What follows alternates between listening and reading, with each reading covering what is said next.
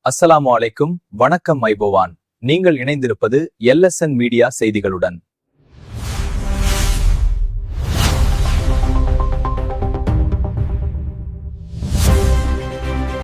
அமைச்சரவை கூட்டத்தில் பொதுமக்கள் நிவாரணம் குறித்த தீர்மானங்கள். இன்று நடைபெற்ற அமைச்சரவை கூட்டத்தில் பொதுமக்களுக்கு நிவாரணம் வழங்கும் வகையில் பல முக்கிய தீர்மானங்கள் எடுக்கப்பட்டுள்ளன. வாழ்க்கை செலவை குறைக்கும் நடவடிக்கைகள் குறித்து அமைச்சர்கள் விரிவாக கலந்துரையாடியுள்ளனர். போக்குவரத்து சேவைகள் இன்று வழக்கம் போல் இயங்குகின்றன. அரச மற்றும் தனியார் போக்குவரத்து சேவைகள் இன்று வழக்கம் போல் இயங்குகின்றன என அதிகாரிகள் தெரிவித்துள்ளனர். பொதுமக்கள் எந்த தடையுமின்றி பயணிக்கலாம் என அறிவிக்கப்பட்டுள்ளது.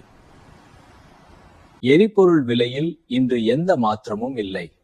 இன்றைய தினம் எரிபொருள் விலைகளில் எந்த மாற்றமும் இல்லை என பெட்ரோலிய கூட்டுத்தாபனம் அறிவித்துள்ளது. தற்போதைய விலைகளே தொடரும் என்றும் தெரிவிக்கப்பட்டுள்ளது. நாட்டின் பொருளாதார நிலைமை மெதுவாக நிலை பெற்று வருகிறது. நாட்டின் பொருளாதார நிலைமை மெதுவாக நிலை பெற்று வருவதாக இலங்கை மத்திய வங்கி தெரிவித்துள்ளது. வருமானம் மற்றும் முதலீடுகளில் சிறிய முன்னேற்றம் காணப்படுவதாக கூறப்பட்டுள்ளது. மாணவர்களுக்கான முக்கிய கல்வி அறிவிப்பு வெளியீடு. பாடசாலை மாணவர்களுக்கான முக்கிய கல்வி அறிவிப்பு இன்று கல்வி அமைச்சால் வெளியிடப்பட்டுள்ளது. கல்வி நடவடிக்கைகள் தொடர்பான புதிய வழிகாட்டுதல்கள் இதில் இடம்பெற்றுள்ளன. முக்கிய நகரங்களில் பாதுகாப்பு நடவடிக்கைகள் அதிகரிப்பு. Security measures are being increased in major cities. நாட்டின் முக்கிய நகரங்களில் பாதுகாப்பு நடவடிக்கைகள் அதிகரிக்கப்பட்டுள்ளதாக பாதுகாப்புத்துறை தெரிவித்துள்ளது. பொதுமக்களின் பாதுகாப்பை உறுதி செய்ய விசேட கண்காணிப்பு மேற்கொள்ளப்படுகிறது. லோக்கல் கிரிக்கெட் மேட்சான பிளேயர்ஸ் பிரில்லியன்ட் பெர்ஃபார்மன்ஸ். உள்ளூர் கிரிக்கெட்டில் வீரர்களின் சிறப்பான ஆட்டம்.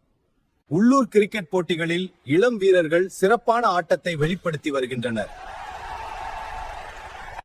ரசிகர்களிடையே பெரும் உற்சாகம் காணப்படுகிறது.